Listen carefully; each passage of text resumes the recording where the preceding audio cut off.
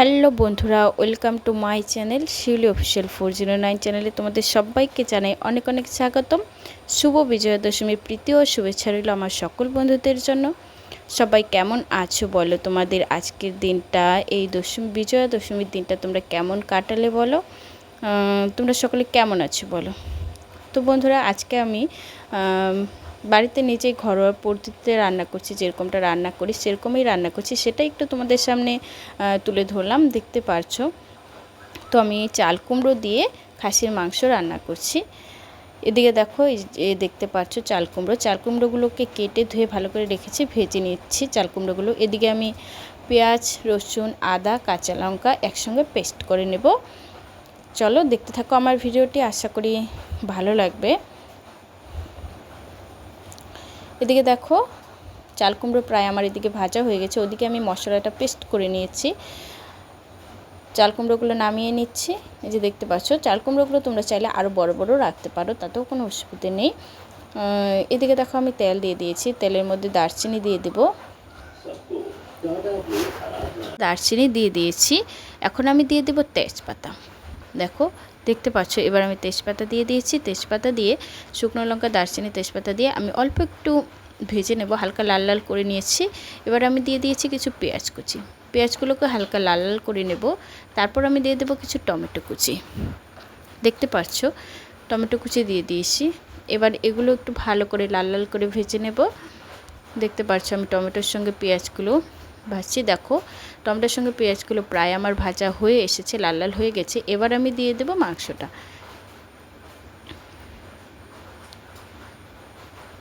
দেখতে পাচ্ছ আমি মাংসটা দিয়ে নিয়েছি। মাংসটা দিয়ে হালকা একটু নাড়াচাড়া দিয়ে এবার আমি দিয়ে দেব লবণ, অল্প একটু হলুদ দিয়ে দেব।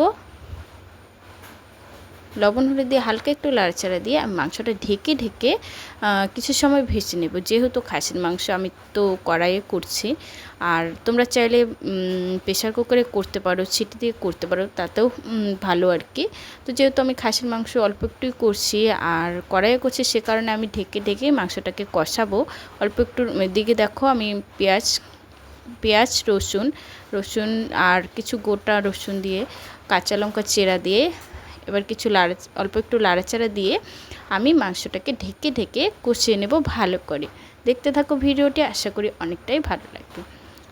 দেখতে পাচ্ছ অল্প একটু আমি চিনি দিয়ে দেব।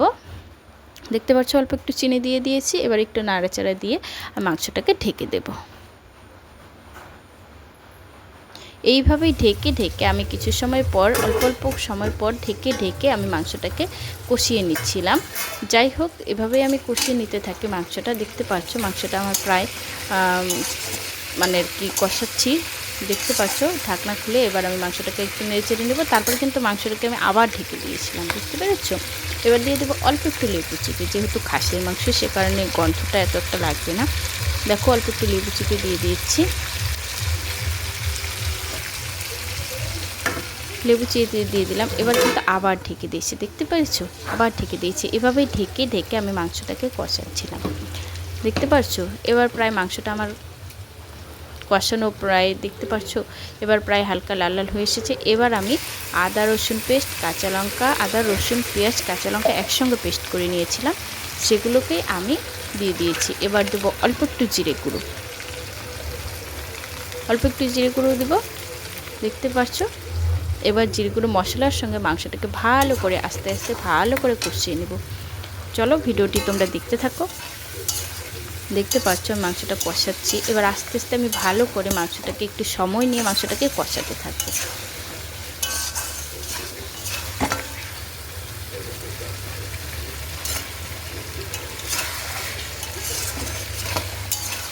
দেখতে পাচ্ছ আমি মাংসটাকে কষাচ্ছি।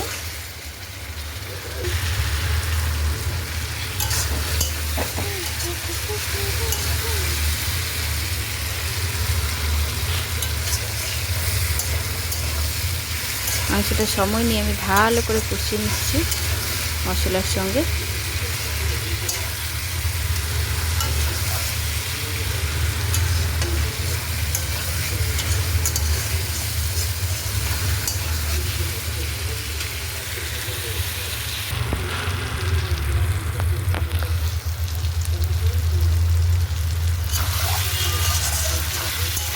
দেখতে থাকো।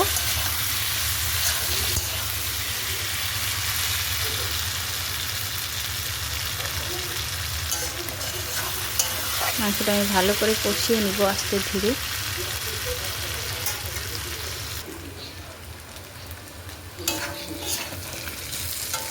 দেখতে পাচ্ছ আমার প্রায় কষানো হয়ে গেছে। আমি আরেকটু সময় কিছু সময় কষিয়ে আমি জল দিয়ে দেব।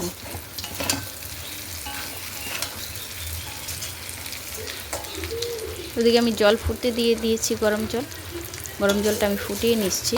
তোমরা সবসময় মাংস জল ফুটিয়েই নেবে।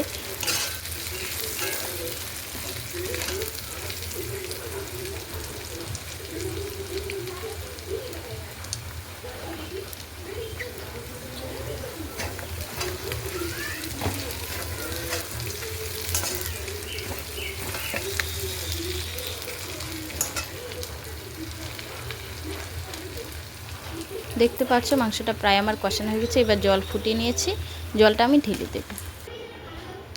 এই দেখো জলটা আমি ঢেলে দিয়েছি। যেহেতু গরম জল ঢালছিলাম, নিজেই এক হাতে ক্যামেরা মোবাইল ধরে করছিলাম, সে কারণে তখন আমি দেখাতে পারিনি। জলটা দেখো আমি ঢেলে দিয়েছি, জলটা প্রায় ফুটছে। জলটা এইভাবে আমি ঢেকে ফুটিয়ে নেব, জলটাকে ঢেকে ফুটিয়ে নেব, কারণ সেদ্ধ হওয়ার দরকার আছে। সে কারণেই আমি জল দিয়ে ঢেকে দিয়েছিলাম। অনেক সময় ফুটে আর জলটাও এঁটে গেছে, দেখতে পাচ্ছ।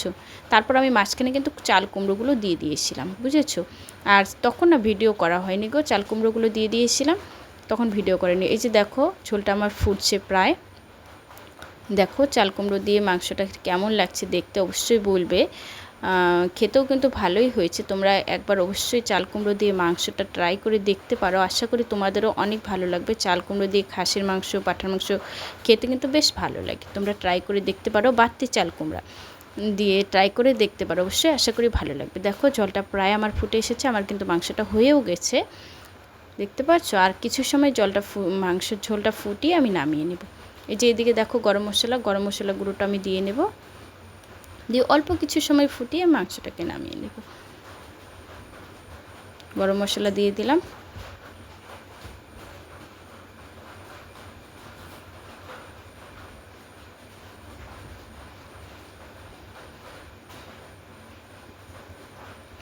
দেখো গরম মশলা দিয়ে নিয়েছি, মাংসটা আমার ফুটে এসেছে। এবার মাংসটাকে আমি নামিয়ে নেব। দেখতে পাচ্ছ মাংসটা কিন্তু আমার হয়ে এসেছে।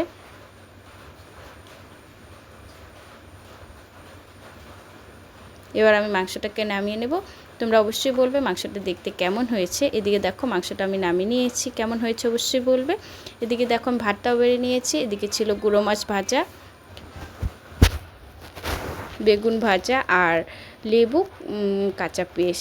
কেমন লাগলো আমার ভিডিওটি অবশ্যই জানাবে। ভালো লাগলে অবশ্যই লাইক সাবস্ক্রাইব করে পাশে থেকো।